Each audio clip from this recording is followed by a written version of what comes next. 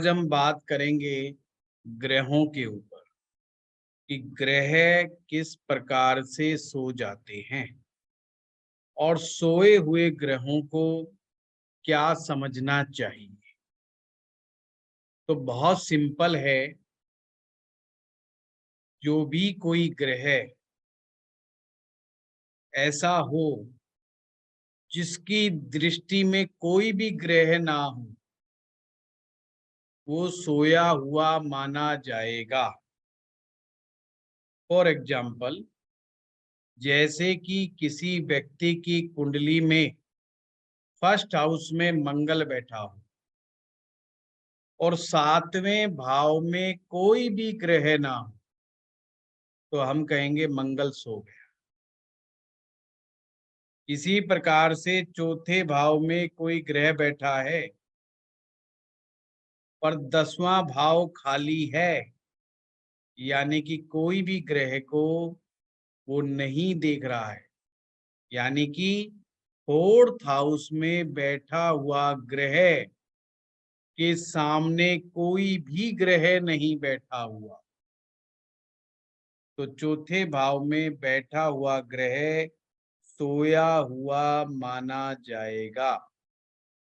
जैसे मैं मेरे सामने आप लोग बैठे हो, पर अगर मेरे सामने कोई भी ना बैठा हो तो ऐसा माना जाएगा कि मैं सो गया।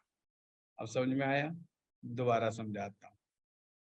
जैसे कि पांचवें भाव में कोई ग्रह बैठा है और आप जानते हो लाल किताब के अनुसार पांचवें भाव में जो ग्रह बैठेगा वो नवम भाव को देखेगा, और नवम भाव अगर खाली हो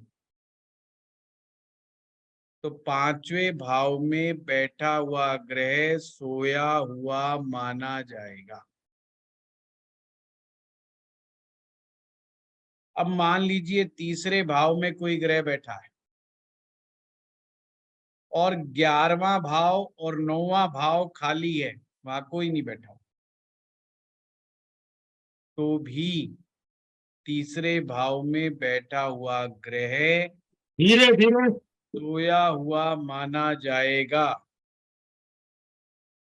मतलब गुरुजी, जहाँ से हमारी जो दृष्टियां जा रही हैं, उन दृष्टियों में अगर कोई नहीं मिल रहा है तो वो वो खुद जिस सो ग्रह से जाएगा, दृष्टि जा रही है वो खुद हो जाएगा। वो खुद सो जाएगा। बिल्कुल सही आप लोगों ने समझा। ये एज के हिसाब से एक्टिवेट होगा सर? वो बाद में बात करेंगे, पहले हम देख लेंगे सोया कौन कौन है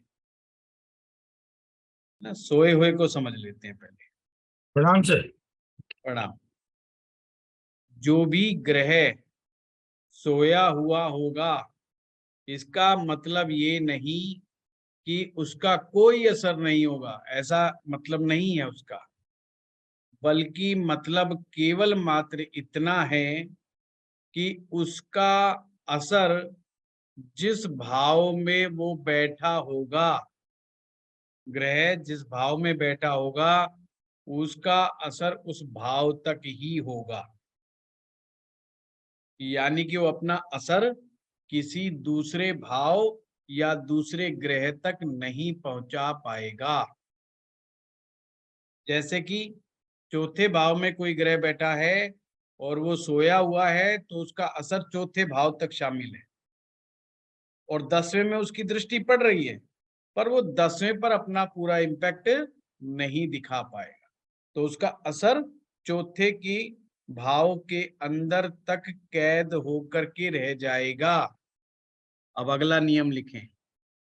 जो भी पक्के भाव के मालिक हैं वो सोए हुए नहीं माने जाएंगे। जैसे सूर्य पहले भाव में, ये पक्के घर का ग्रह माना जाता है। सूर्य पहले भाव में, अगर किसी का सूर्य फर्स्ट हाउस में है और 7वां भाव खाली भी है, उसके बावजूद भी वो सोया हुआ नहीं माना जाएगा। इसी प्रकार से मंगल तीसरे भाव में चंद्रमा चौथे भाव में, बुध छठे भाव में, बुध और शुक्र सातवें भाव में, मंगल और शनि आठवें भाव में, 10वें और 11वें भाव में शनि, गुरु दूसरे भाव में, 5वें भाव में, 9वें भाव में और 12वें भाव में सोया हुआ नहीं माना जाएगा। तो आपने दो शर्त हो गई। पहला, सबसे पहला कि ऐसा ग्रह छांटना है आपने जिसकी नजर में कोई अन्य ग्रह ना बैठा हुआ, वो सोया हुआ माना जाएगा। दूसरा स्टेप कि वह ग्रह पक्के घर का मालिक नहीं होना चाहिए, यानी कि वह उच्च का या स्वग्रही नहीं होना चाहिए। आप ये मान के चलो, जैसे कि मैंने बताया है, लगन पे सूर्य, तीसरे भाव में मंगल, चौथे में चंद्रमा, छठे में बुध, सातवें में बुध और शुक्र, आठवें में मंगल और शनि, 10वें एवं 11वें में शनि। अब दूसरा भाव, पांचवा भाव, 9वां भाव और 12वें भाव में यदि गुरु बैठा है तो भी वह सोया हुआ ग्रह नहीं माना जाए। अब इन दो कंडीशंस के बावजूद भी अगर किसी व्यक्ति की कुंडली में ऐसा कोई ग्रह मिल जाता है तो वह सोया हुआ माना जाएगा और सोए हुए ग्रह का कोई असर नहीं होता, अर्थात तो अपना अच्छा इम्पैक्ट नहीं दिखा पाएगा। अब ये चीज समझ में आ गई? बहुत सिंपल है। कोई ऐसा व्यक्ति है जिसको नहीं समझ में आई हो तो अभी पूछ ले, ज्यादा लोग मत पूछना, एक आधा है तो भी बात कर। सूरज 5 में होगा तो? सूरज 5वें में मैंने बताया ही नहीं, सूरज पहले में होगा तो ही जागा हुआ माना जाएगा। फिक्स है, सूर्य फर्स्ट हाउस में हो तो। सेकंड हाउस में जुपिटर।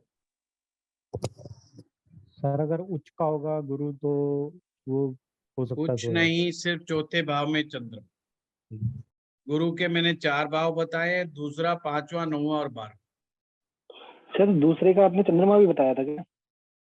महाराज जी नहीं बताया, राहुल जी नहीं बताया, मैंने चौथे भाव में चंद्रमा बताया, 3 बार रिपीट किया है मैंने।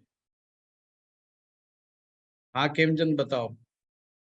सर जस्ट टेलिंग, मेरे सारे ही सोए पड़े हैं, सारे। Just telling, just telling. वो तो मुबारक हो। हाँ शेखर साहब। हेलो। हाँ शेखर साहब बताइए। सर आपने जुपिटर जो पक्के घर का 11 का है उसके बारे में नहीं बताया। नहीं आपने वहां नहीं, पे इसमें सिर्फ मैंने समझाने का कोशिश किया, इसमें मिक्सअप टाइप है, कुछ पक्के घर के हैं, कुछ स्वग्रही भी हैं, जैसे 10वें और 11वें में शनि स्वग्रही है, चौथे में चंद्रमा स्वग्रही है, पर हर जगह ये स्वग्रही का नियम भी नहीं लग रहा, पक्के घर का भी नहीं लग रहा, इसलिए पक्का घर या स्वग्रही। तो इसके लिए आपको याद करने के लिए मैंने दे दिया कि गुरु जैसे 2, 5, 9, 12 है, ऐसे ही मैंने उसको पूरी सीरीज बना करके बता दिया। यानी कि अगर ग्रह यहाँ पर बैठे हुए हैं तो वो सोए हुए नहीं माने जाएंगे। अब आपने इन दोनों कंडीशंस के पार जाकर के अपनी अपनी कुंडलियों में देखना है कि कोई है ऐसा ग्रह फिर भी कोई बच जाता है तो कीजिए। ये कब होगा? जब हो सकता है जब आपके दोनों भाव खाली हो जाएं आमने सामने के, जैसे 5वां भाव हो और उसके सामने 11वां भाव, दोनों में कोई ग्रह ना बैठा हो। जी। कोई ग्रह नहीं बैठा तो भाव सो गया। अब ये ध्यान रखना, भाव सोना अलग है और ग्रह सोना अलग है, इनमें अंतर करके रखना, कहीं एक चीज मत समझ लेना। Okay, thank you. जी।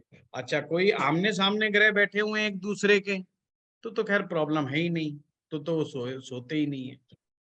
तो कल हम लोगों ने भाव के सोने की चर्चा की थी, आज हमने ग्रह के सोने की चर्चा की है कि किस प्रकार ग्रह का सो जाना, बहुत कम चांस होते हैं कि ग्रह सोया हुआ मिले। फिर भी मैं आपको बता देता हूं कि ग्रह कैसे जागते हैं। सूर्य कैसे जागेगा? अगर सपोज करो किसी का सूर्य ग्रह सो जाए और उसके अच्छे असर नहीं आ रहे हो तो क्या होगा? या तो 22 वर्ष की आयु में वह अपने आप ही जाग जाएगा, यानी 22 साल की उम्र हो, अपने आप जाग जाएगा। अगर 22 साल की उम्र पर ना जागे तो गवर्नमेंट जॉब लगने से जाग जाएगा, कोई सरकारी नौकरी लगने से, या सरकार से रिलेटेड कोई भी काम, जैसे सरकारी ठेका कोई ले ले, सरकारी इनकम, किसी भी प्रकार की गवर्नमेंट से रिलेटेड अगर इनकम व्यक्ति के जीवन में आने लग जाएगी तो समझो सूर्य जाग गया। इसी प्रकार से चंद्रमा यदि सोया हुआ हो तो 24 वर्ष की आयु में जाग जाएगा। और मैंने आप लोगों को कल भी बताया था, जब आप दोबारा से कोई पढ़ाई शुरू कर लेते हैं तो भी ग्रह जागा हुआ माना जाएगा, यानी चंद्रमा जाग गया। इसके लिए मैंने कल काफी बात करी थी कि आपका जो लोग ज्योतिष सीख रहे हैं, समझो चंद्रमा जाग गया। इसी प्रकार से मंगल ग्रह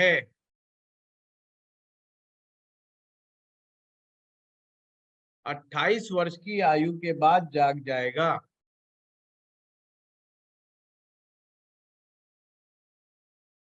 और शुक्र ग्रह 25 वर्ष की आयु के बाद जाग जाता है, या शादी होने पर जाग जाता है। विवाह होने पर शुक्र जाग जाता है। पहले पुराने ज्योतिषी इस टेक्निक का बहुत उपयोग करते थे। अगर कोई परिवार का व्यक्ति जाता था पंडित जी के पास कि हमारे लड़के की नौकरी नहीं लग रही, रोजगार नहीं लग रहा, तो वो कहते थे अच्छा इसकी शादी कर दो। वो कहते जी ये जीवन में टिक नहीं रहा, ये बड़ा अस्थिर है, तो कहते थे जी इसकी शादी कर दो। अच्छा, कई लोग सोचते थे ये एक ट्रेडिशनल सोच है, पर ये ट्रेडिशनल सोच नहीं थी, अपितु ये ज्योतिष का ही एक फार्मूला था। क्योंकि लाल किताब कहती है और वैदिक किताब भी कहती है, दोनों ही एक मत है कि जीवन में स्त्री लक, यानी कि स्त्री का जो भाग्य है वो पुरुष को जीवन में तरक्की उन्नति देता है। विवाह होने के बाद व्यक्ति का शुक्र जाग जाता है, और शुक्र ऐशो आराम, धन धान्य का ग्रह माना जाता है, तो उसके जीवन में प्रॉस्पेरिटी आना शुरू हो जाती है। शादी के बाद प्रॉस्पेरिटी आना शुरू हो जाती है। आज के समय में लोग शादी के नाम से दूर भाग रहे हैं, और ये बहुत ही गलत बात है। इससे शुक्र कमजोर पड़ रहा है, शुक्र नहीं जाग रहा, इसीलिए लोगों में खुशी नहीं हो रही है। मेरी आवाज आ रही है? हाँ जी सर। हाँ जी सर, आ रही है। यस सर, आ रही है। जी सर, आ रही है। हाँ सर। Thank you. आ रही सर, वीडियो थोड़ा म्यूट हो जा रहा है, बाकी आवाज कंटिन्यू है। चलो कोई बात नहीं। आज के समय में जो लोग विवाह से दूर भाग रहे हैं और जो कहते हैं कि हम लेट विवाह करेंगे, लेट विवाह करना शुक्र ग्रह को कमजोर करने के बराबर है। तो विवाह जो है मैक्सिमम 25 वर्ष की आयु तक हो जाना चाहिए। उससे ज्यादा आयु में विवाह का कोई लाभ विशेष रूप से हमारे ज्योतिष ग्रंथ के हिसाब से नहीं है। बेशक शुक्र जाग जाएगा, पर एक एज के बाद शुक्र का जागना भाग्यवर्धक नहीं कहलाता। तो शुक्र हमारी खुशी का प्रतीक है, हमारी हैप्पीनेस का प्रतीक है। है और हमारे जीवन के जोश का प्रतीक है। तो लोगों में जोश की कमी आपको देखने को मिलती है, तो देरी से विवाह करने से ये भी एक जो है खास बात है। देरी से जो करने से दिक्कत आती है। इसी प्रकार से शनि ग्रह 36वें वर्ष की आयु में जाग जाएगा या अपना मकान बनाने से, अगर कोई 36 से पहले अपना मकान बना लेता है तो भी शनि ग्रह जागा हुआ माना जाएगा। राहु 42वें वर्ष की आयु में जाग जाता है या जब माना जाता है जागा हुआ जब उसके अपने ससुराल से बहुत गहरे और अच्छे संबंध बन जाते हैं। ठीक है सर, आ रही है बात। सर आवाज कंटिन्यू है, आ रही है। अच्छा अच्छा अच्छा। केतु ग्रह औलाद के पैदा होने से, यानी औलाद के पैदा होते ही केतु ग्रह जाग जाता है। अगर नहीं जागे तो 48वें वर्ष की आयु के बाद अच्छा फल देना शुरू कर देता है। बुध 34वें वर्ष की आयु के बाद जाग जाता है या अपना बिजनेस शुरू करने से भी बुध जाग जाएगा या जब भी वो अपनी बहन की शादी करेगा, जब अपनी बहन का विवाह करे या अपना बिजनेस आरंभ करे या उम्र का 34वां साल आ जाए तो भी बुध जागा हुआ माना जाएगा।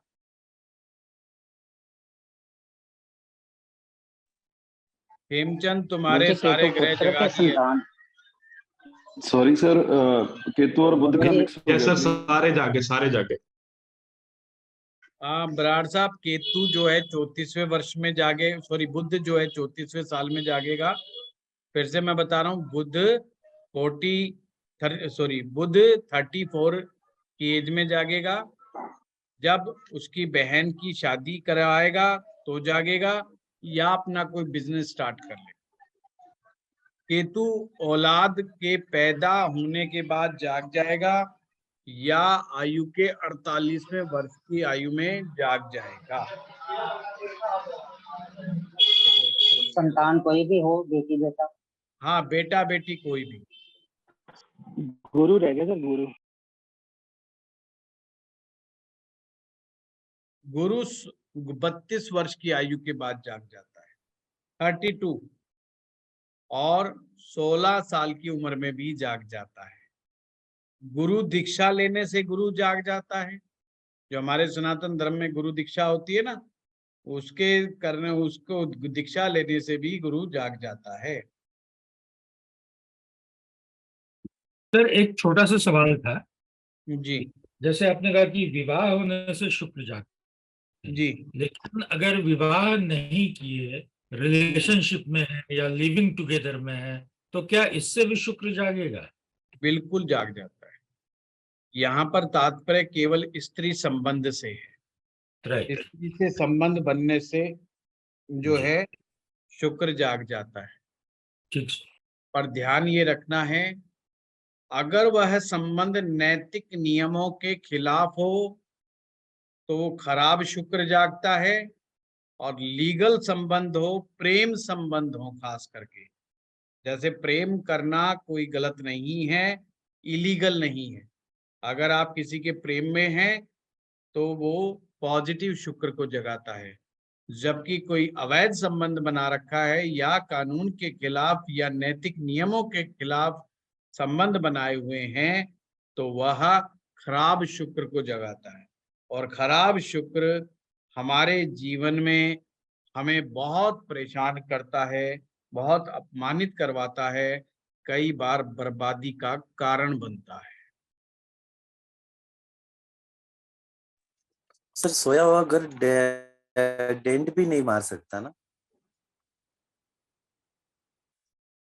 पहले तो सोए हुए घर को जगाने का प्रयास करो। क्योंकि अगर कोई को 12 के 12 भाव बहुत इंपॉर्टेंट है हमारे जीवन में, 9 के 9 ग्रह हमारे लिए इंपॉर्टेंट है, तो ऐसा नहीं होना चाहिए कि कोई भाव जागे ही ना, तो सभी को जगा करके रखना है। ये चीज हो गई। सर शनि आज के बारे गुरुजी में एक क्वेश्चन नेट में काफी गड़बड़ हो शनि गई। सर, ये शनि शनि कब जागेगा? शनि जब बंदा अपना मकान बनाएगा या 36 वर्ष की आयु। अच्छा अच्छा अच्छा, ठीक है गुरुजी मंगल छूट गया था शायद 28 वर्ष उम्र 28 साल। और अदरवाइज। मैंने सिर्फ 28 वर्ष की आयु ही बताया उसमें। अच्छा अच्छा, ठीक है। गुरुजी ये जौनोई संस्कार करते हैं छोटे बच्चों का, हाँ, छोटी उम्र पे, तो उसपे ये जौनोई संस्कार गुरु से देखते हैं क्या? नहीं नहीं, बिल्कुल नहीं। गुरु की उम्र फिक्स है लाल किताब के अनुसार। पहला चक्कर उसका 16वां साल, दूसरा चक्कर 32वां साल, फर्स्ट साइकिल। हाँ, ये ध्यान रखें, जिसका कुंडली में गुरु 100% अच्छा है, जो मैंने आपको कंडीशन बता रखी है, उसका गुरु 16वें साल में ही जाग जाएगा, अर्थात 16 साल की आयु के बाद से ही उसको अच्छे रिजल्ट गुरु के मिलने लग जाए। सिंपल सी बात ये। अगर उसका 100% अच्छा नहीं है गुरु, तो फिर उसका लेट जागेगा, यानी कि सेकंड साइकिल के बाद, 32 वर्ष की आयु के बाद। यानी कि अगर किसी का गुरु जो है 60% तक ठीक है, तो फिर वो 32 साल की आयु के बाद ही जागता है। यानी कि गुरु जितना पीड़ित होता जाएगा ना कुंडली में, उतना डिले होती चली जाएगी उसकी लाइफ में भाग्योदय में। हम सभी का भाग्य का मालिक एक प्रकार से गुरु ही होता है। तो कुंडली में आप ये भी देख सकते हैं, जब भी कहते हैं कि गुरु जितना अच्छा शुभ होगा, उसका भाग्य उतना जल्दी जागेगा।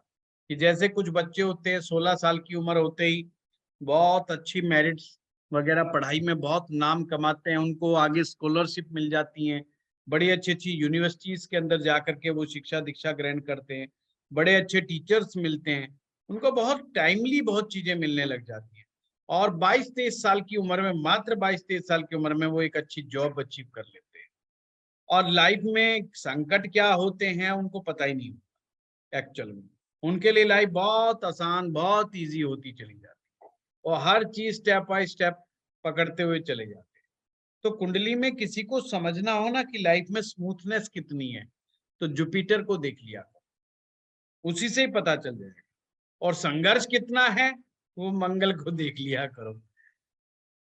अब चले, अगला चीज देखना है हमारी दशाएं, ग्रहों का प्रभाव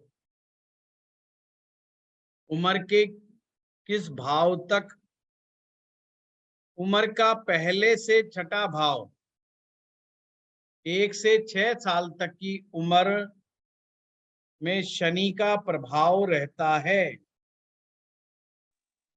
7 से 12। हाँ जी, सर रिपीट करना है, एक लाइन बोल। अभी तो एक ही लाइन बोली है। कोई दोबारा repeat करना। दोबारा बोल देता हूँ, कोई बात नहीं। आवाज कट गई थी इसलिए। अच्छा अच्छा, कोई बात, दोबारा सुनिए। आपके दर्शन भी नहीं हो रहे। दर्शन तो बंद करने पड़ रहे हैं जबरदस्ती, क्या करें, नेट नहीं काम कर रहा। अब आए, मैं लिखवा रहा हूं कि उम्र के किस उम्र में कौन से ग्रह का प्रभाव इंसान के ऊपर होता है। जब हम इस संसार में आते हैं तो 1 साल से लेके 6 साल तक की उम्र, यानी 6 साल की उम्र तक, यानी फर्स्ट सबसे पहला जो हमारा पीरियड होता है दशा का, वो शनि का होता है, 1 से 6 तक। अगला इसे नोट कर लीजिए, 1 to 6 सैटर्न शनिदेव, 7 से 12 राहु, और 13 से 15 केतु। अब बृहस्पति की पहली दशा शुरू होगी 16 साल से लेके 21 साल तक, ये पहला चक्कर चलता है बृहस्पति का। 22 से 23 सूर्य, 24 से 25 चंद्रमा, 25 से 27 शुक्र, 28 से 32 मंगल और 32 से 33 फिर से गुरु। ये सिर्फ एक साल ही रहता है 32 का साल, पर इसको आपने अलग तरीके से आपने नोट करना है।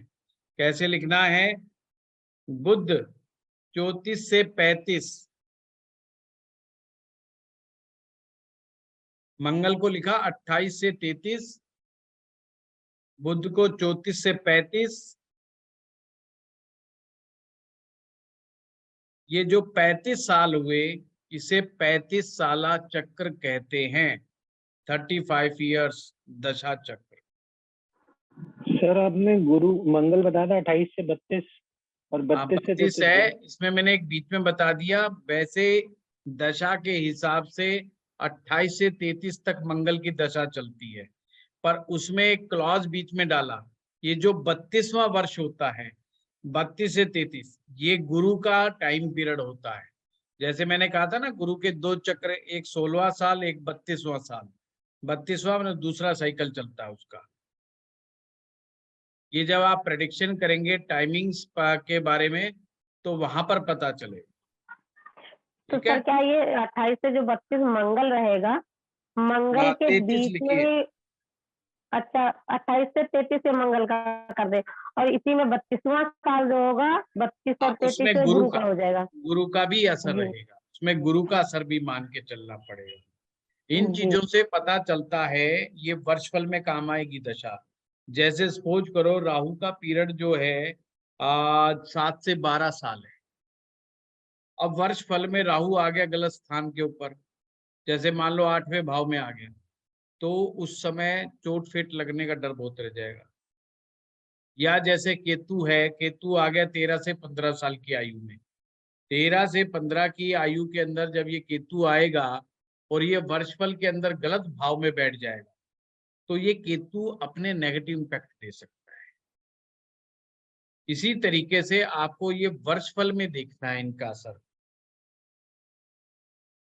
कि जिस उम्र पे असर चल रहा हो, किस ग्रह का असर चल रहा हो, उसके हालात को वर्षफल में चेक करना है कि वर्षफल में गलत ना आ जाए। 34 से 35 लिखवाया खेमचंद मैंने बुध को, 28 से 33 मंगल लिखवाया है। तो सर फिर 33 से 34? 34 से 35 बुध लिखवाया है ना, 28 से 33 मैंने मंगल लिखवाया है। 34वें साल शुरू होने तक तो 33 ही चल रहा है। हाँ, मैं वही तो कह 33 चल रहा है, लेकिन उसमें भी 32वें साल और 33वां साल जो होगा उसमें गुरु भी ऐड होगा सर। हाँ जी हाँ, गुरु का वो 32 से 33। उसमें मंगल तो ऐड ही होगा, प्लस गुरु का भी उसमें इम्पैक्ट हम देखेंगे। Yes yes yes yes yes, बिल्कुल बिल्कुल बिल्कुल, ठीक है। चलिए अब दूसरा लिखिए आप। ये 35 साल का चक्र था।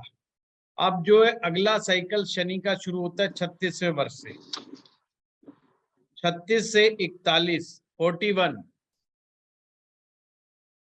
और 42 से 47 राहु का।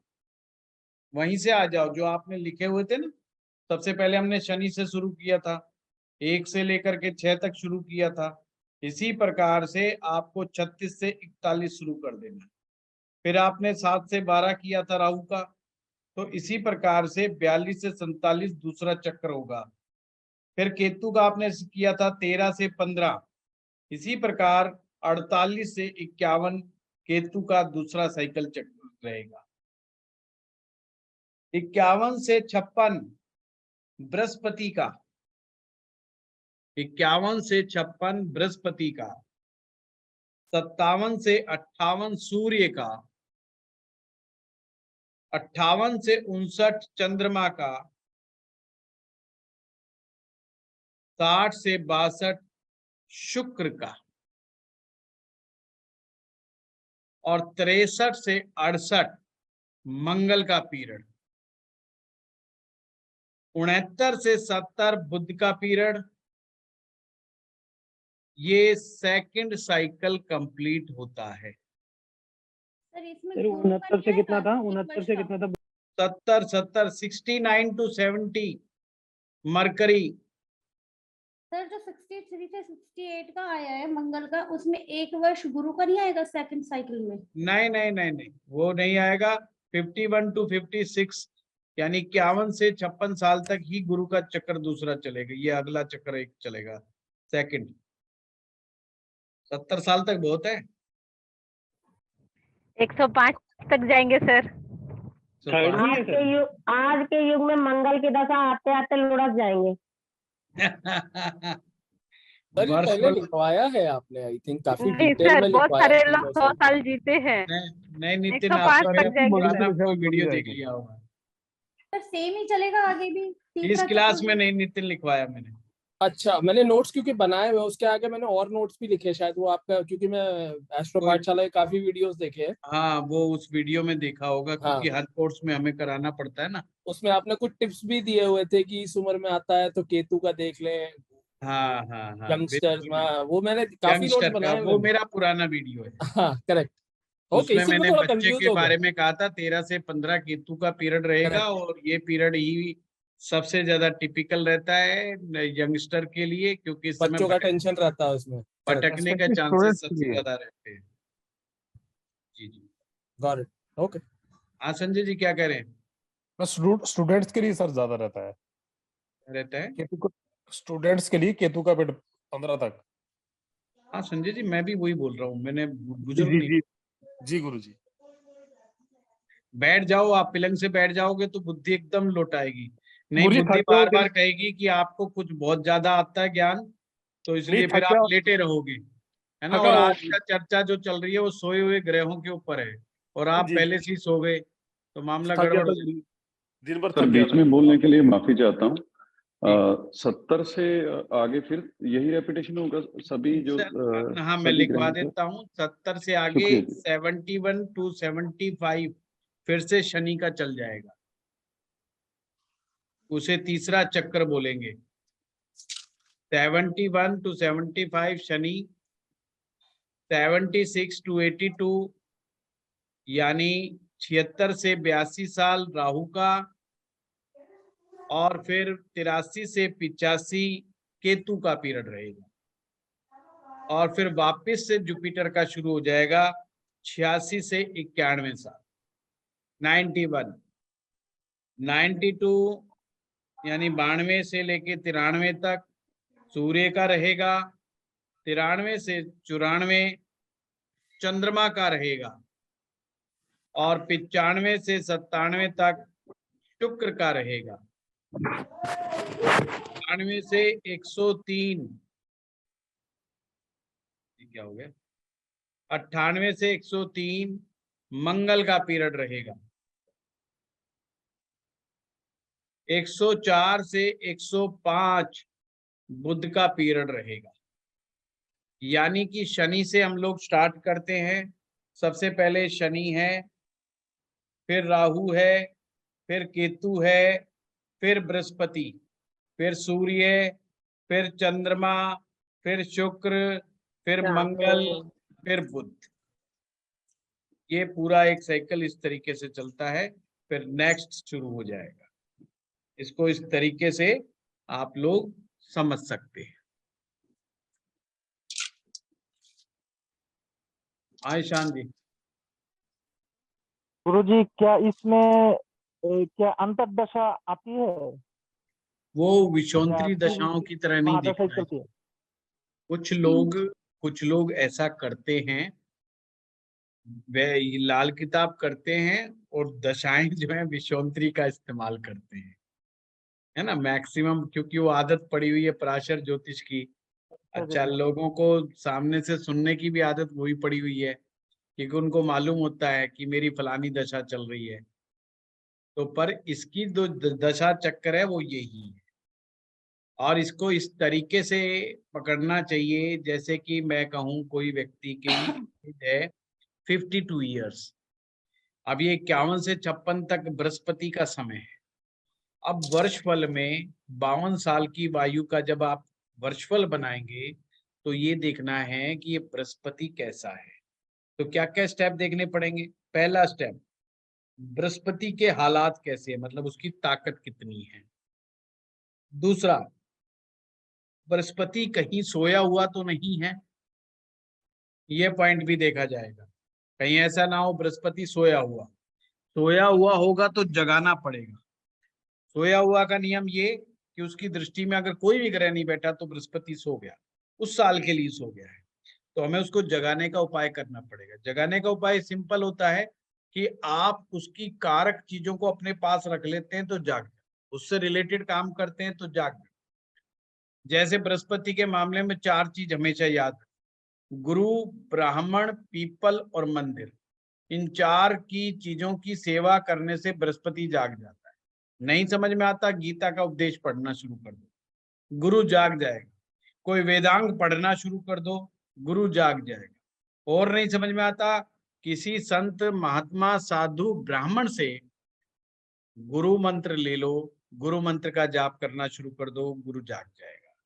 तो पहले तो गुरु को जगाना है, और अगर लगता है कि गुरु के हालात अच्छे नहीं हैं, गुरु के अगर हालात अच्छे नहीं हैं तो ये जो पीरियड रहेगा 51 से 56 का पीरियड, ये बड़ा प्रॉब्लमेटिक।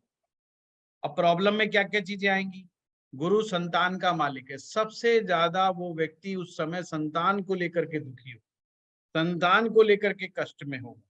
पर जब वो कमजोर होगा गुरु वर्षफल में, ये मैं वर्षफल की बात कर रहा हूँ, कुंडली में नहीं, वर्षफल में 52वें साल में गुरु वर्षफल में अगर कमजोर है तो फिर उसको संतान से रिलेटेड दिक्कत होगी। दूसरी क्या प्रॉब्लम होगी, वो कहेगा मेरे को बरकत नहीं है पैसे की, पैसा मेरे पास जुड़ नहीं रहा, ये गुरु की प्रॉब्लम है। तीसरी क्या समस्या होगी उसके पास, वो कहेगा मैं प्रोग्रेस नहीं कर पा रहा हूँ। चौथा क्या समस्या होगी, अगर वो नौकरी के अंदर है तो उसकी प्रमोशन नहीं हो रही होगी और प्रमोशन अटक गई होगी। मतलब ये मैं कॉमन चीजें बता रहा हूं जो उसको दिक्कत में डाल रही है। या गुरु से रिलेटेड बीमारियां, गुरु से रिलेटेड तकलीफें, उसको हेल्थ रिलेटेड इश्यूज चल रहे होंगे। इस तरीके से गुरु को देखा जाएगा। किसी भी दशा को देखने का ये तरीका होता है। जैसे सपोज करो कि 45 ईयर्स की एज चल रही है और 45 ईयर्स की एज चल रही है तो आपके दिमाग में तुरंत आ जाना चाहिए कि इस समय इस व्यक्ति के ऊपर राहु की दशा चल रही है। यानी कि 42 से लेकर के 47 तक राहु का असर है इस आदमी के ऊपर। तो 42, 47 ये कौन डिसाइड करेगा, तो आपने देखना है कि ये 45वें साल का वर्षफल बनाओ, राहु के हालात देखिए। अगर राहु 8वें में आ गया तो मामला बहुत गड़बड़ कर देगा, यानी कि ये साल राहु इसको नचा दे, बड़ा भारी प्रॉब्लम में डाल दे। पर वहीं पर राहु अच्छे भाव में आ गया, अच्छे हालात में आ गया तो राहु फायदा देगा। परंतु 42 से 47 तक की आयु के बीच में जितने भी वर्षफल बनेंगे, हर साल एक वर्षफल बनता है, राहु के असर को ढंग से देखना होगा। यानी कि राहु का अध्ययन वर्षफल में करना पड़ेगा कि उसकी क्या प्लेसमेंट आई है, क्या नहीं आई है। उसके आधार के ऊपर आपको फैसला करना पड़ेगा। ये इस तरीके से आप करेंगे तो बढ़िया रहेगा। जैसे मान लीजिए कोई व्यक्ति आता है, कहता है जी मेरी उम्र 30 साल है, तो आपके दिमाग में तुरंत आना चाहिए कि साहब ये तो मंगल की दशा में चल रहा है। अब मंगल की दशा में चल रहा है और उसकी शादी भी नहीं हुई, तो आपने देखना क्या है कि वर्षफल में मंगल के क्या हालात। मंगल जब तक शादी नहीं करने देगा, जब तक कि वो सही जगह ना आ जाए, वो रोक के रखेगा। और इन 28 से 33 साल की आयु तक मंगल सही जगह नहीं आया तो 33 साल तक भी उसकी फिर शादी नहीं होगी। ऐसे ये दशा चक्र देखा जाता है लाल किताब के अनुसार। मेन कुंडली तो देखेंगे, वर्षफल को इस तरीके से देखा जाएगा। गुरुजी इसमें महादशा का यूज नहीं करेंगे? ना जी संजय जी, मुझे तो मालूम नहीं है इसमें महादशा का इस्तेमाल। ठीक है सर। वर्षफल कब सीखेंगे बनाना हम लोग? हैं जी, फल कब सीखेंगे बनाना सर? परसों ही सिखा देते हैं आपको। कब है अगली क्लास? ट्यूसडे कोई ऐसा ट्यूसडे को ही वर्षफल सिखा देते हैं। आप तेजी से गाड़ी दौड़ाएंगे, आपके एग्जाम्पल भी लेंगे, है ना। आप अभी तक ग्रह नहीं हुए हैं सारे। हाँ होंगे नीतू जी, आप चिंता ना, बीच बीच में ग्रामर भी तो डालना जरूरी है ना। अच्छा, कल को मैं ठीक ग्रह है जी, करा ठीक दूंगा, है। फिर ग्रामर एकदम से आएगी दनदनाती हुई, तो सब लोग कंफ्यूज हो जाएंगे कि इतने सारे फार्मूले। सर आप देख लेना, अगर जी, सही ठीक अभी है, टाइम ठीक है है। हमारा वर्षफल ठीक सीखने है का, तभी सर। कराना। Thank you sir. देखो मेरा काम है सब्जेक्ट को इंटरेस्टिंग बनाना। ये ज्योतिष जो एक ऐसी चीज है जो बीच बीच में आकर के बड़ी बोरियत महसूस कर देती है, और बोरियत जब ही होती है जब आदमी को चीज समझ में नहीं आती है। और चीज कब समझ में नहीं आती? जब बंदा कहता अभी की अभी मेरे खोपड़ी में घुसनी चाहिए, और वो घुसती नहीं है ज्योतिष में कई बातें। तो बीच में हमें गैप देना जरूरी होता है। टफ चीज बीच में बता दो, फिर एक दिन आसान चीज बता दो, एक दिन टफ बता दो। तो ये जो मिक्सअप कर करके पढ़ाए जाओ तो लोगों को मजा आता है। और अगर मैं लगातार पढ़ाना लग जाता ना, धर्मी ग्रह, बलिदानी ग्रह, कुर्बानी का ग्रह और फलाना ग्रह, 3-4 दिन के बाद आपकी खोपड़ी चकरा जाती है और कहते बहुत गलत फंस गई इस आदमी के पास। हमने तो सुना था बहुत मजेदार पढ़ाता है ये तो। वही कह रहा हूँ, जैसे आप सही समझे ना वैसे ही कराना सर। नहीं वो कराऊंगा तो राहुल, मैं वही जिद्दी तो बहुत हूं मैं, तुम्हें नहीं पता इस बात का। बोलता ही मीठा मीठा हूं मैं, काम तो मैं अपने हिसाब से ही करता हूँ। और गलती हो जाने में गलती मान लेता हूँ, और सबके बीच में कह देता हूँ भाई मेरे से गलती हो गई, अब आगे से ऐसे नहीं ऐसे कराया करूंगा। गुरुजी वो टाइम के अकॉर्डिंग भी होता है। क्या चीज? टाइम के अकॉर्डिंग होता है ना, 6 से 8 गुरु सूरज। वो हर दिन में लाल किताब कहती है हर दिन में 7 के 7 दिन होते हैं। सोमवार, मंगलवार, बुधवार, ये टाइम के अनुसार होता है। वो टाइम के साथ वो चीज अलग है। जैसे लाल किताब का एक कंसेप्ट संजीव क्या कहता है कि आपको ऐसा नहीं कि मंगल के उपाय मंगलवार को करने हैं, या बुध ग्रह के उपाय बुध को करने हैं, या बृहस्पति के बृहस्पति को करने हैं।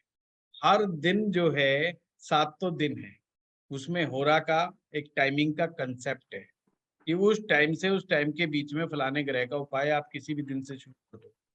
जैसे हम कहते हैं कि सूरज छिप रहा हो, जैसे सूरज छिप रहा हो तो आप राहु का कोई उपाय कर रहा हो तो करना हो तो सूरज जब छिप रहा होता है, जब उस समय राहु का उपाय कर दो। थोड़ा और लेट हो जाए तो शनि का उपाय कर दो।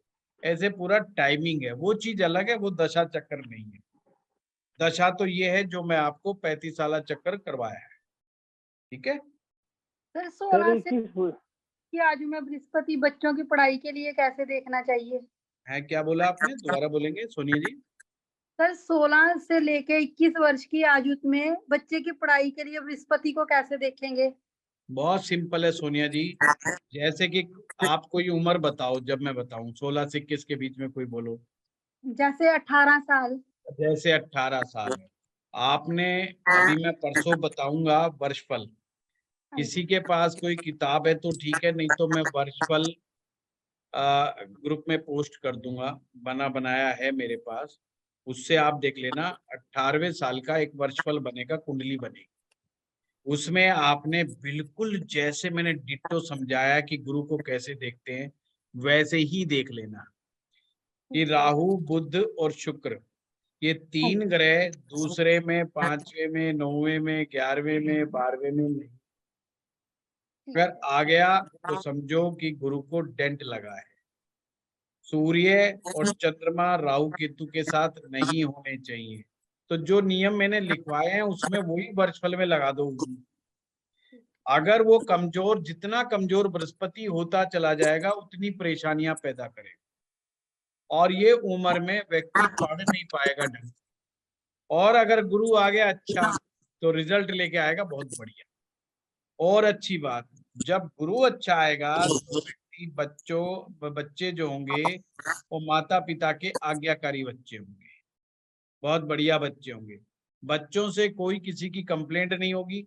वर्षफल में गुरु अगर अच्छा आ जाए, अगर आप अपने बच्चों का बना रहे हैं और उसमें वर्षफल में गुरु अच्छा आ गया तो बिल्कुल चिंता करने की जरूरत नहीं। किसी भी संगत में वो जाकर के बैठ जाएंगे, उनको बुरी संगत का असर नहीं लगेगा। पर वहीं पर अगर गुरु पीड़ित हो गया तो फिर बुरी संगत का असर लग सकता है। और फिर मैं वर्षफल को कैसे देखा जाता है वो भी बताऊंगा, किस महीने में किस ग्रह का असर हुआ, तो उसमें सारा निकल करके आता है। महीने की कुंडली भी निकल करके आती है, जैसे वर्षफल की कुंडली निकलती है, महीने की भी निकलती है, हफ्ते की भी निकलती है, दिन की भी निकलती है, घंटे की भी निकलती है। फिर कुंडलियां ऐसे ही आती हैं, जैसे हमारे वैदिक चार्ट में डिविजनल चार्ट्स बनते हुए चले जाते हैं, ऐसे ही लाल किताब में फिर चार्ट्स बनते हुए चले जाते हैं। यानी बहुत सारी कुंडलियां बनती चली जाती हैं, पर वो सिर्फ फिर रिसर्च पर्पज से है। अगर आपने केवल किसी को बताना है तो मैं कहूंगा वर्षफल कुंडली, ज्यादा से ज्यादा महीने की कुंडली आप तैयार करें। तो उन 2-3 कुंडलियों से, यानी मेन कुंडली हो गई, वर्षफल कुंडली हो गई और महीने की कुंडली हो गई, ये 2-3 कुंडलियों में ही वो इवेंट का पता लग जाएगा। जैसे सपोज करो किसी की शादी की बात चल रही है, विवाह की बात चल रही है, वो आया जी मेरी विवाह की बात चल रही है, बिल्कुल पीक पे मामला पहुंच गया है, लगभग दोनों पार्टियां एग्री हैं जी। अब ये बताओ जी मैं शादी कब तक कर लूं, शादी मेरे लिए कब तक हो जाएगी, इस साल हो जाएगी मेरी शादी जी।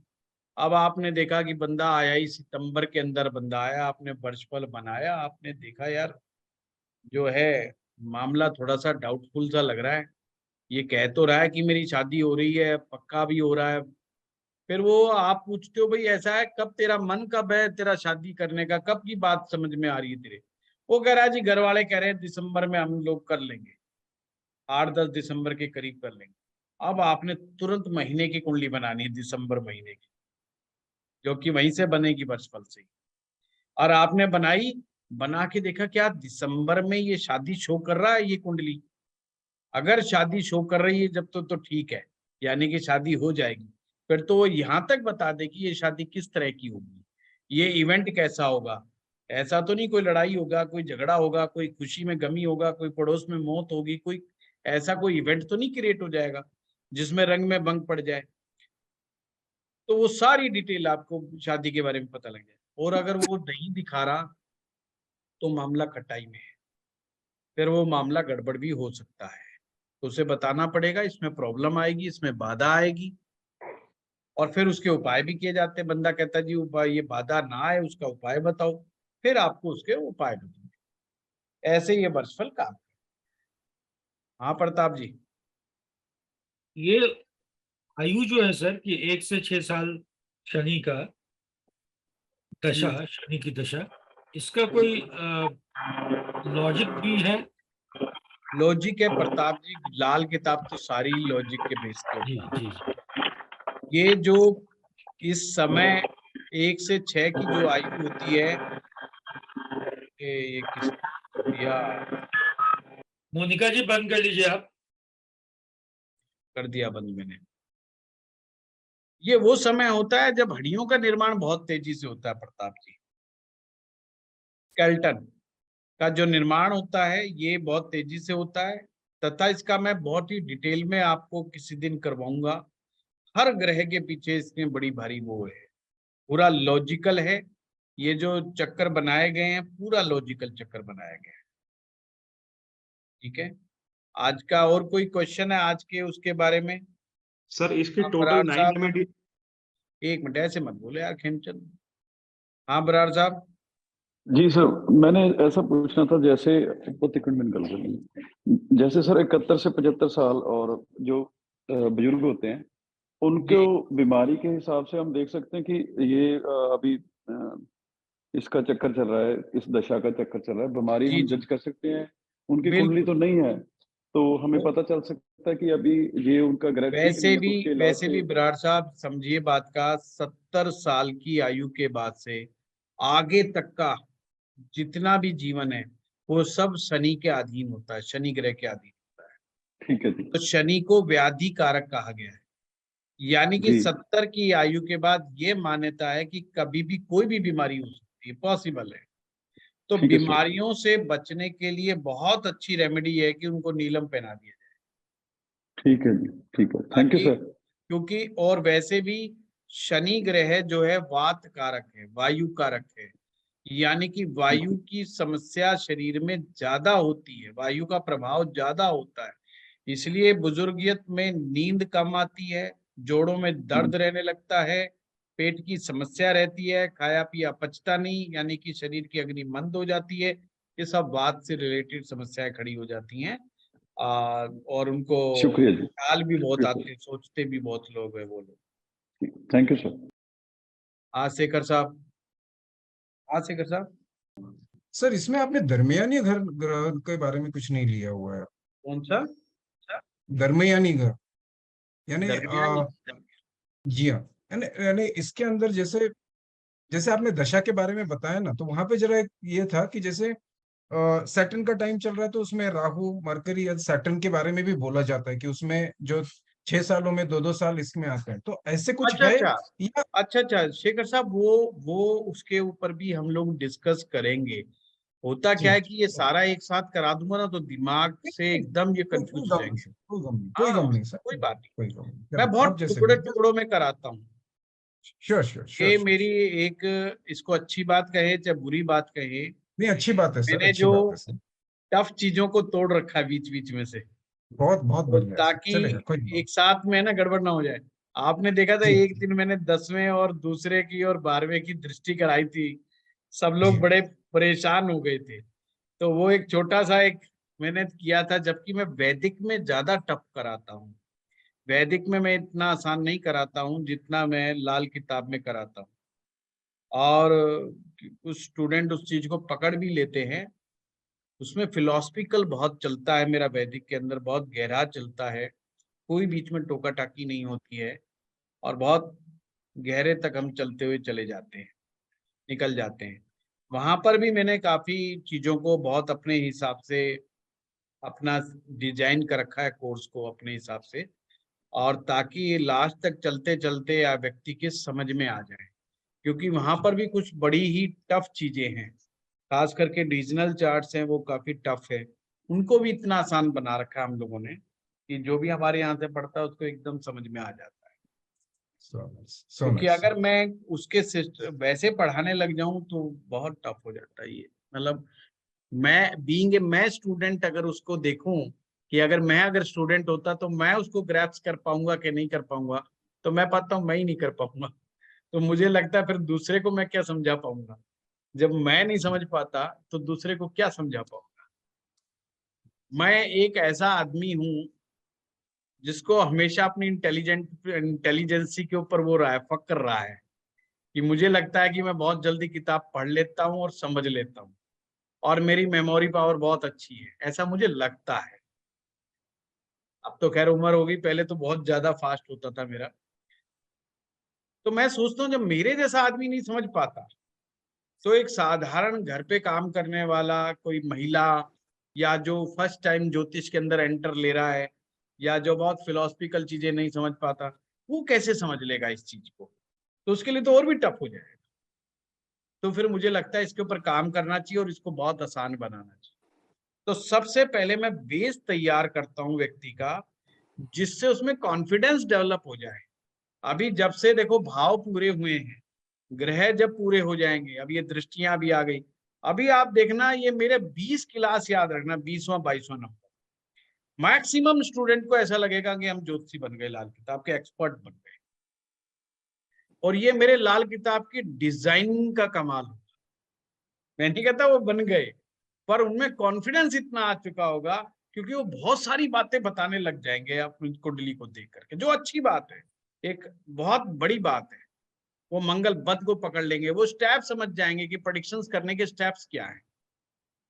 दूसरी जगहों पर इस तरीके से स्टेप्स नहीं बताए जाते कि करना क्या है, स्टेप क्या है, करना क्या करें। आप दशा का जी चक्कर तो बता बिल्कुल। दिया, पर उसको वर्षफल में कैसे इम्प्लीमेंट करना है, वो क्या समझे उस चीज को, वो चीज वहां गायब है। तो वो तो वैसे ही रट्टा मरवा दिया और वो कर दिया। वो मैं यहाँ पर आपके साथ नहीं करूंगा, किसी कभी नहीं करता हूँ, इतने साल हो गए मुझे। तो आप लोगों के साथ तो मैं बहुत ही अच्छी, मैं बहुत अच्छे मूड से आप लोगों को लाल किताब सिखा रहा हूँ।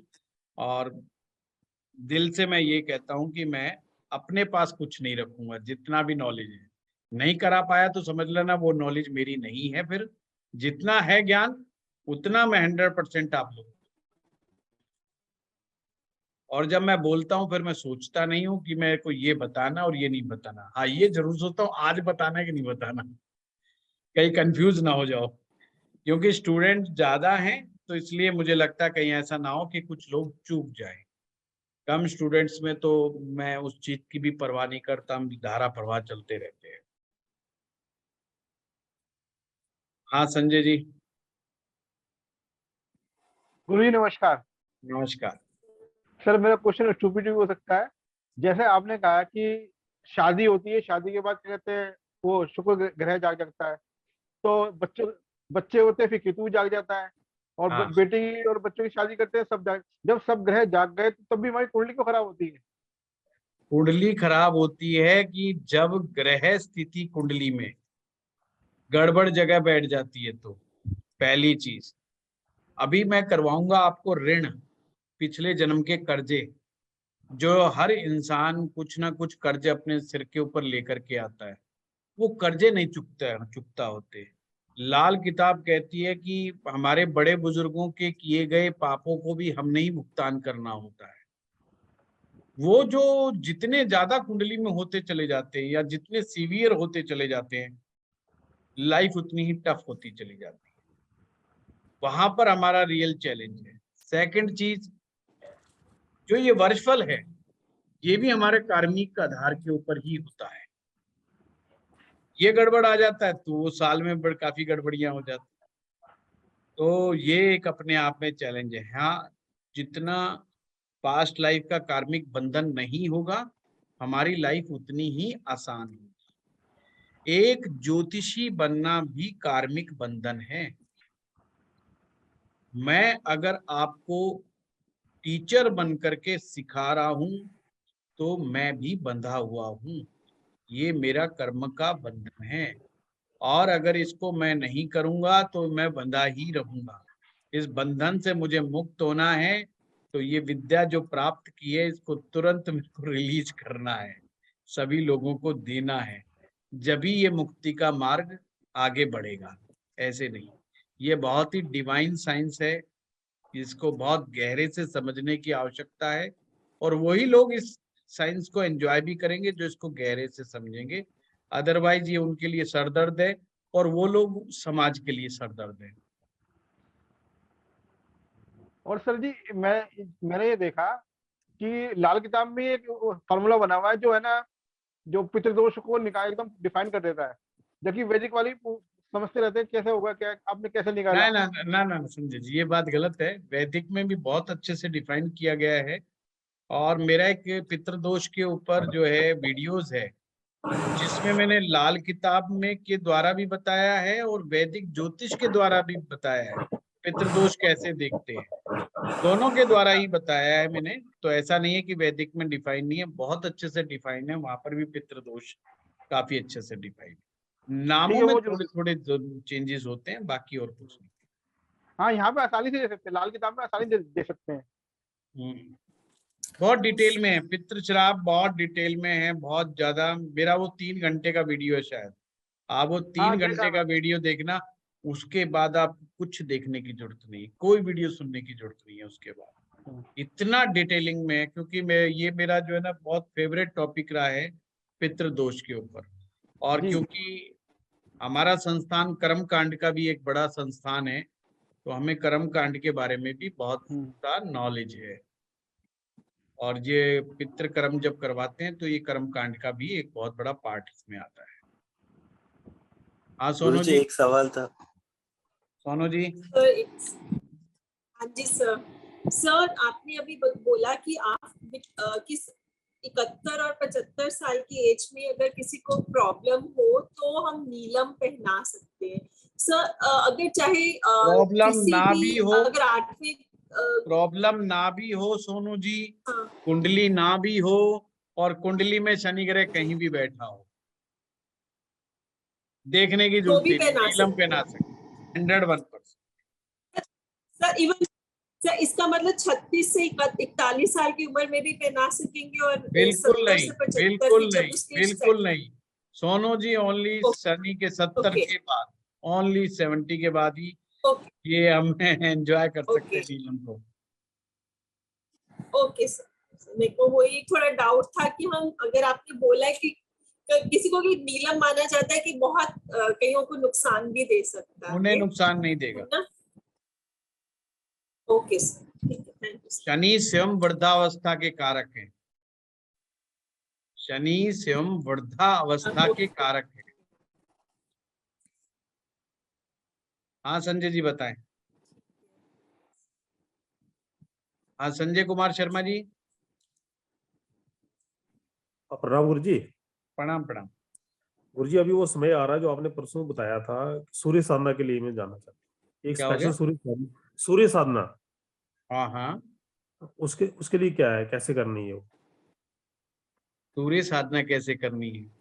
देखिए, सूर्य साधना करने के, कोई भी साधना अगर आप करते हो तो सबसे पहले उसका संकल्प लेना पड़ता है। संकल्प में कुछ चीजें इन्वॉल्व होती हैं।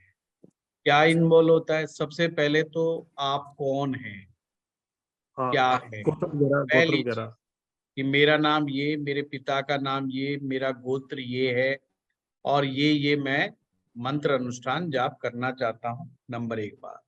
नंबर 2 बात, उसका उद्देश्य क्या है। तीसरी बात, साधना कितने दिनों के लिए, आप वचनबद्ध कितने दिनों के लिए हो रहे हैं। आप 11 दिन की कर रहे हैं, 21 दिन की कर रहे हैं, या 45 दिन की कर रहे हैं, 6 महीने की कर रहे हैं कि साल की कर रहे हैं, या ऐसा भी कुछ नहीं है तो मंत्र संख्या कितनी कर रहे हैं। 1.25 लाख कर रहे हैं, 2.5 लाख की संख्या में कर रहे हैं, 5 लाख की संख्या में कर रहे हैं, कितनी संख्या में मंत्र जाप कर रहे हैं। ईच एंड एवरीथिंग स्पेसिफिक रूप से बोलनी होती है, यानी कि पहले से ही डिसाइड करना होता है कि हमने कितने दिन तक करना है, कितनी संख्या में करना है, समय भी निश्चित करना है। समय आगे पीछे नहीं होना है। अगर सुबह 7 बजे साधना के लिए बैठते हो तो 7 बजे ही बैठना है। 7, 5, 7, 10 ऊपर नीचे 5-10 मिनट का चलेगा, पर ज्यादा नहीं चलेगा। उस दौरान आपने पक्का करना है कि बाहर कहीं विजिट पे नहीं जा रहे, उसी बीच में साधना करनी है। साधना के कुछ नियम होते हैं, उन नियमों का पालन करना है। उन नियमों में भोजन यानी कि डाइट एक बहुत बड़ी बात होती है। शुद्ध और सात्विक भोजन, और जिस ग्रह के लिए आप कर रहे हैं उस ग्रह को कौन सा भोजन प्रिय है, वो भोजन से संबंधित डाइट करनी है। सूर्य को बिल्कुल भी नमक प्रिय नहीं है, यानी कि बिना नमक का भोजन। वैसे भी जो लोग नमक नहीं खाते या नमक कम खाते हैं उनका सूर्य ऑटोमेटिक अच्छा होने लग जाता है। तो सूर्य की साधना में नमक के भोजन को अवॉइड किया जाता है। नमक कौन है? शनिदेव। सरसों का तेल क्या है? शनिदेव। सूर्य साधना में शनि की चीजें इन्वॉल्व नहीं, इसलिए सूर्योदय से पहले उठना, पूर्व दिशा की तरफ मुंह करके लाल चंदन माला से, लाल चंदन माला या रुद्राक्ष माला या माणिक की माला, रूबी माला से हम सूर्य साधना आरंभ कर सकते हैं। सूर्य साधना अपने आप में बहुत ही अद्वितीय साधना है। इसके लिए गुरु दीक्षा लेने से साधना का मार्ग सुगम हो जाता है, मतलब आसान हो जाता है। दीक्षा प्राप्त करने के बाद व्यक्ति साधना के मार्ग पर अच्छे ढंग से आगे बढ़ सकता है। सूर्य पूजन, नित्य का सूर्य पूजन, नित्य सूर्य भोग और नित्य का दान, यानी जब तक साधना चलती है ये चीजें कुछ कंपल्सरी। डेली जिस भी ग्रह के लिए आप जाप कर रहे हैं उसको भोग लगेगा, और दान नित्य, नित्य दान करना है। मौन, एक टाइम फिक्स करना है पूरे दिन में कि आपने मौन कितने घंटे का रखना है, 2 घंटे का, 3 घंटे का, ये आप ही के ऊपर होगा। यानी ये सब चीजें व्यक्ति को खुद सुनिश्चित करनी है कि मौन, मैं इतने बजे से इतने बजे तक मौन रहूंगा, किसी से बातचीत नहीं करूंगा। मनसा वाचा कर्मणि, तीनों रूप से, मानसिक रूप से, कर्म से, मन से मैंने मौन रहना है, किसी के बारे में फालतू नहीं सोचना, सोशल मीडिया पे नहीं जाना है, कहीं मोबाइल चलाते हुए मौन रहो, वो काम नहीं करना है, ये साधना नहीं तो खराब हो जाएगी। ब्रह्मचर्य का पालन करना, ये, और नीचे जमीन पर सोना, इसे बोलते हैं भूशयन, जमीन पर सोना। अब जमीन में आप अपने आराम से गद्दे गुद्दे लगा सकते हो, उसमें कोई दिक्कत वाली बात नहीं है, वो करके आप साधना करें। मेरा ये मानना है सूर्य साधना जीवन में बहुत ज्यादा स्फूर्ति देती है, बहुत बड़ी ऊर्जा देती है, और इसको सभी को करना चाहिए एक बार, और ज्यादा नहीं तो 11 दिन की कम से कम शुरुआत करनी चाहिए। 11 डेज सारे नियमों को रख करके कीजिए, आपको लगेगा जीवन में बहुत बड़ा परिवर्तन आए। किसी के जीवन में रोग हो, परेशानियां हो, यश ना मिलता हो, अपने आप को चमकाना चाहता हो, जीवन में कोई कार्य कर रहा हो वो सफल ना हो रहा हो, कार्य अटक रहे हो, विघ्न बीच में आ रहे हो, कोई प्रमोशन रुक गई हो, बॉस के साथ कोई झगड़ा हो, पिता के साथ कोई कलह हो, इन सब चीजों में सूर्य साधना बहुत का अच्छा काम करती है। और सूर्य जो है ज्योतिष की व्याकरण के देवता है, यानी जो हम व्याकरण करते हैं, जिसे हम कहते हैं ना लाल किताब की ग्रामर, ग्रामर चाहे लाल किताब की हो चाहे वैदिक किताब की हो, उसके देवता सूर्य भगवान है। गुरु जी अगर 36 से 41 व्यक्ति की एज हो तो भी सूर्य आराधना कर सकता है वो? कौन सी एज बताया आपने? 36 से 41। हाँ हाँ, सूर्य साधना किसी भी एज में कर सकता है व्यक्ति। सर इसके ऊपर कोई वीडियो बनाई भी आपने? किसी भी मंत्र क्या रहेगा? हैं? ये साधना कैसे करनी चाहिए? मंत्र क्या रहेगा? यही तो बता रहा हूँ साधना कैसे करनी है। ये तो जैसे मतलब मंत्र क्या रहेगा? मंत्र क्या रहेगा? लाल ऊन का कंबल, लाल ऊन का कंबल या लाल रंग का कंबल आसन के रूप में बिछा सकते हैं जी। एक बाजोट बिछा लीजिए, एक चौकी बिछा लीजिए, लाल कपड़ा रखिए और चावल ले लीजिए। चावल को लाल चंदन के पाउडर में रंग करके, और अगर सूर्य यंत्र, प्राण प्रतिष्ठित सूर्य यंत्र मिल जाए गुरुजी तो आस्था प्राण बोलिए। प्रतिष्ठित, अब आस्था मत बुलवाओ, फिर मेरी लाइट टूट जाती। नहीं गुरुजी वो लिखेंगे कैसे? ये तो मोदी जी से कंपटीशन नहीं हो रहा, नहीं बराबर टक्कर दे दूं भाषणबाजी में।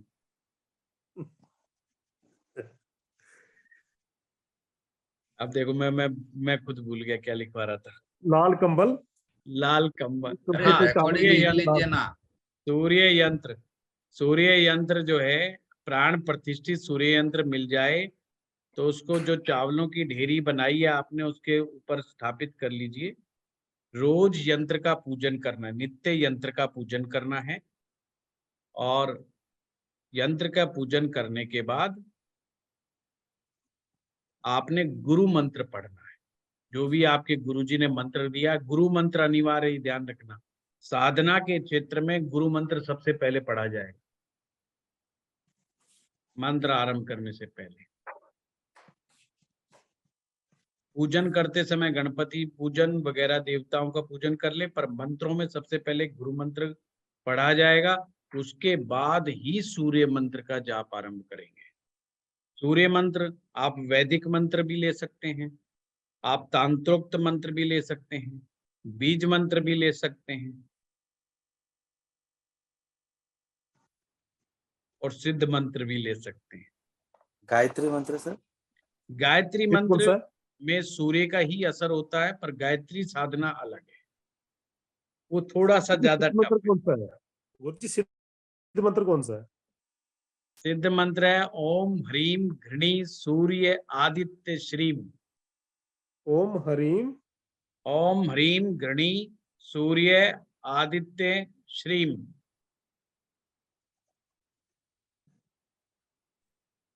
सर जिसके पास गुरु मंत्र ना हो तो वो फिर नहीं कर सकता ये। ना ना ना, फिर मार कौन दिखाएगा, भटक जाएगा, गड्ढे में गिर जाएगा बंदा। तो सर ये गुरु जी कहाँ से मतलब कहाँ से मिलेंगे मतलब लाइक? गुरु ये तो तो आ गया मिलेंगे आपके पास। आपकी कुंडली में, गुरु कुंडली में ढूंढो, गुरु जी कहाँ मिलेंगे। सेन जी गुरु जी तो है आपके समक्ष। आप में से कोई जिसका अच्छा उच्चारण हो वो वैदिक मंत्र भी बोल सकता है, वैदिक मंत्र का पाठ भी कर सकता है।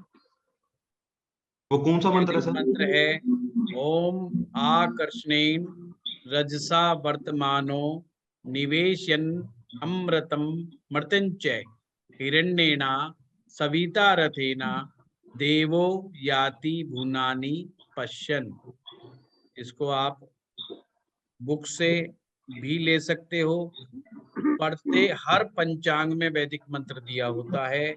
नहीं तो एक पुस्तक है जिसका नाम है नित्य पूजा कर्म प्रकाश, ये गीता प्रेस वालों की बहुत ही अच्छी बुक है, आप सभी के पास होनी चाहिए।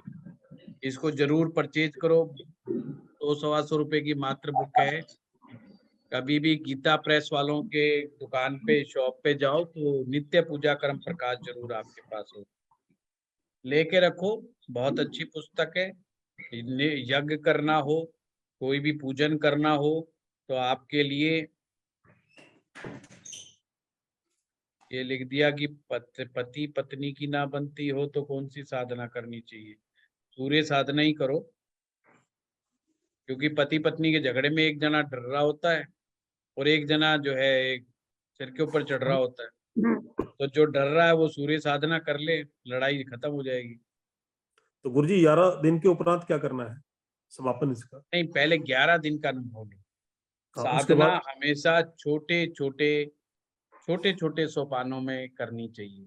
मेरे कहने का मतलब एकदम उससे से 11 बड़े दिन के बड़े लिए लेवल पे जो लोग बड़ी साधनाओं का संकल्प ले लेते हैं उनको संकल्प फिर बीच में ही तोड़ना पड़ जाता है, कोई फायदा नहीं है। जब आप 11 दिन का अनुभव ले लेते हैं फिर नेक्स्ट टाइम 21 दिन का संकल्प लें। ऐसे साधनाओं को बढ़ाना है, पर जो सामग्री होगी जैसे आपका यंत्र है, जो चावल है, जो पूजन सामग्री है, वो सारी जल प्रवाह कर दी जाती है साधना करने के बाद। गुरुजी जी गुरुजी मंत्र में कोई बीज मंत्र होता है जैसे कि हाँ हाँ हाँ। पहले ओम जूम से ओम भूर्भुवस्सुः ओम राम ह्रीम रोम से सूर्याय नमः, ओम राम ह्रीम रोम से सूर्याय नमः। सर कोई ऐसा मंत्र बता दो जिनके पास गुरु जी नहीं है तो वो भी कर सके। गुरु जी समक्ष बैठे हैं। तो सर गुरु आप ही दे दो फिर सर गुरु जी बेचारे खुद गुरु जी से मंत्र लेकर के आए। देखो हमारे गुरु जी ने यही सिखाया है कि जो है गुरु से ही मंत्र लेकर के गुरु साधना आरंभ करनी चाहिए, गुरु के सानिध्य में, गुरु के मार्गदर्शन में, और साधनाओं का नियम है। मैंने तंत्र की बहुत सारी पुस्तकें पढ़ी हैं, सब में यही लगभग विधान दिया हुआ है। अपने आप से साधनाएं नहीं करनी चाहिए, नहीं तो गलतियां बहुत हो जाती हैं। साधना के दौरान कई प्रकार के अनुभव होते हैं और अगर साधक अपने अनुभव को किसी को भी ना बताए, ऐसा नियम है, और वो नहीं बताएगा तो और टेंशन में आ जाएगा, पर वो गुरु को अपने अनुभव बता सकता है। गुरु को हर प्रकार का अनुभव शेयर कर सकता है, तो गुरु समझ जाता है कि इस समय इसके साथ क्या घटित हो रहा है। तो ऐसे में गुरु का सानिध्य बहुत ही आवश्यक होता है। कभी कभी मंत्र जाप आदमी गलत तरीके से करता है कि उपांशु जप करना है या कैसा जप करना है, कई बार बोल बोल के करने लग जाता है। लोग फिल्मों में देख करके मंत्र पढ़ने लग जाते हैं, वैसे नहीं किया जाता। कौन सा मंत्र किस प्रकार से जप करना चाहिए ये भी गुरु ही बताता है। मंत्र में पूर्णता सफलता नहीं प्राप्त हो रही है, उसका मार्ग भी गुरु ही बताता है। गुरु और मंत्र को जागृत करने के जो नियम है वो भी गुरु ही बताता है।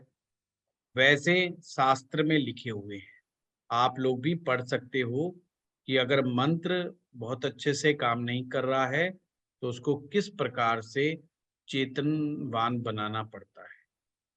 तो उसके नियम है, उसके स्टेप्स हैं, पूरी एक ये साइंटिफिक प्रोसेस है, स्टेप बाय स्टेप है ये।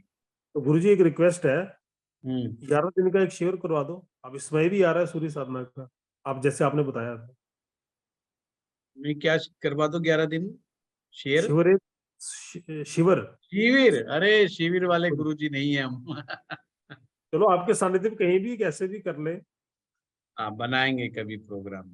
प्रताप जी को ये जिम्मेवारी सौंपो, प्रताप जी इस मामले में जो है लीडर है। बस ठीक है, मैं उनसे बोलूंगा। ठीक है। और गुरुजी इस बार समझो पर हम आज लोग मैंने बता दिया है, ये जो लोग करना चाहें करें, और किसी को कोई पूछना हो उससे रिलेटेड तो मैं अवेलेबल हूँ। साधना में कोई बात हो तो बताइएगा जरूर। और किसी साधना का नहीं तो इस साधना के विषय में तो मैं कम से कम बता ही सकता हूँ। बस यही करनी है गुरुजी, सूर्य सही हो हाँ, गया यही सब। करो। तो सर और सूर्य साधना गुरुजी कोई भी बिना कर सकता है? संकल्प के किया तो कुछ बैड इफेक्ट्स तो नहीं आएंगे ना सर? नहीं, संकल्प जरूर महेश जी लेना चाहिए। बिना संकल्प के कोई भी साधना सिद्ध नहीं होती है। 2 पुस्तकें मैं आपको बताता हूँ, मंत्र महार्णव और मंत्र महोदधि, बहुत ही सुंदर ग्रंथ हैं। सर एक बार रिपीट कर तंत्र दीजिए। मंत्र महार्णव और मंत्र महोदधि बड़े सुंदर ग्रंथ हैं। गुरुजी मंत्र महोदधि तो बड़ी कठिन है। क्या है कठिन है, जब तो संजीव कठिन तो है। ग्रह शांति अच्छी रहेगी, ग्रह शांति। हाँ। मैं कर्मकांडी हूँ। बहुत बढ़िया संजीव। हाँ जी, हाँ जी। कर्मकांड मैं भी करता हूँ गुरुजी थोड़ा बहुत। बहुत बढ़िया, बहुत बढ़िया। महोदधि बड़ी कठिन है। प्रताप जी ने लिख दिया है, वो नोट कर लो, मंत्र महोदधि, मंत्र महार्णव। पर ये हर एक के लिए नहीं है, जैसे संजीव ने कहा थोड़ा सा टफ है। जिनका विशेष रुचि हो मंत्र शास्त्र में वही लेना। कहीं मेरे कहने पे ले लो और फिर उसकी धूल भी साफ ना हो, घर के अंदर पड़ी हुई रहे। ग्रह शांति अच्छी है, वो आसान है। नित्य पूजा कर्म प्रकाश बढ़िया रहेगी इससे बेटर। वो तो है हमारे पास। लेकिन गुरुजी मेरा ना सूर्य 5वें भाव में है, तो मैं तो सूर्य को जल चढ़ाऊं तो मेरी कभी आंखें खराब हो जाती है, कभी मेरा चेहरा खराब हो जाता है। तो मैं तो सिर्फ सूर्य को नमस्कार ही कर सकता हूँ। संजीव अभी मैं करवाऊंगा। सूर्य जब 5वें में होता है तो एक ऋण होता है पिछले जन्म का, जिसे स्वऋण कहते हैं, स्वयं का ऋण।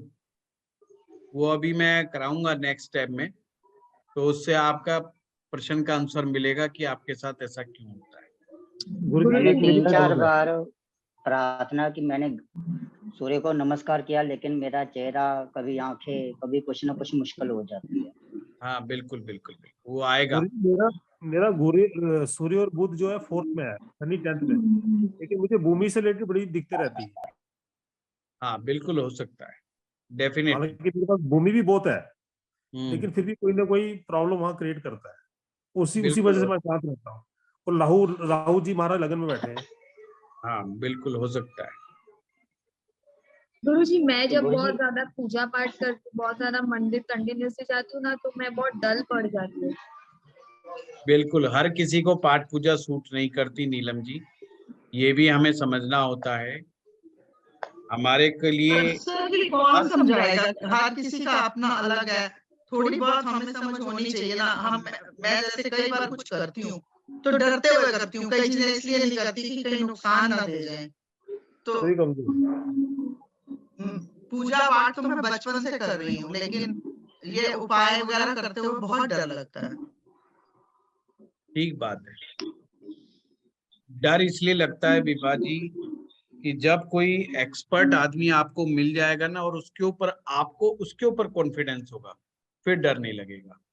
डर हमेशा जब ही लगता है जब हमें कॉन्फिडेंस नहीं होता है बताने वाले पर और उस प्रोसेस के ऊपर। कहीं पर भी डाउट होता है, फिर डर लगेगा ही लगेगा, इसमें कोई दो राय होता गुरुजी ये है कि कोई कुछ बताता है, कोई कुछ बताता है, आदमी इंसान बीच में झूलता ही रहता है कि कौन सी बात माने, कौन सी।